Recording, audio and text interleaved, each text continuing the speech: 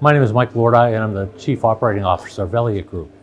And Elliott Group is a large manufacturer based in the United States that supplies very highly engineered and specified products to the petrochemical industry.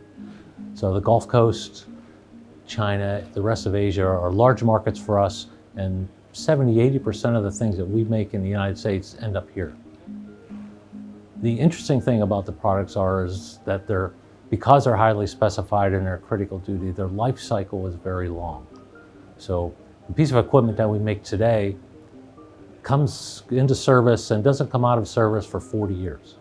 So it's installed, it operates, it needs to operate continuously for 7 to 9 years between maintenance cycles.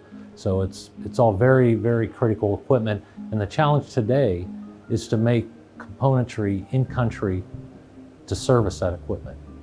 The lead times for those components are very long in traditional manufacturing.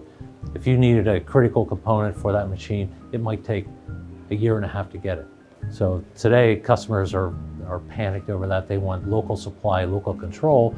So to do that previously was very not economical. You needed big infrastructure to support it. You need large engineering groups, large, very sophisticated manufacturing.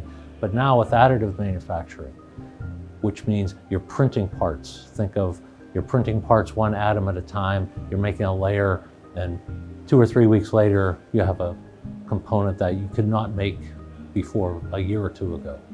So now, materials of construction are available in printing materials. The equipment is available. The equipment, roughly the size of this room, can make most of the components that are needed in this type of equipment.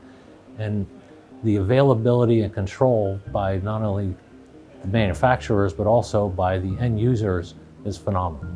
So almost at their fingertips, they can get parts made.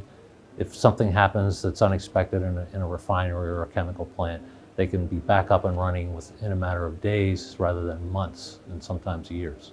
So it's a great step, and it's pretty exciting.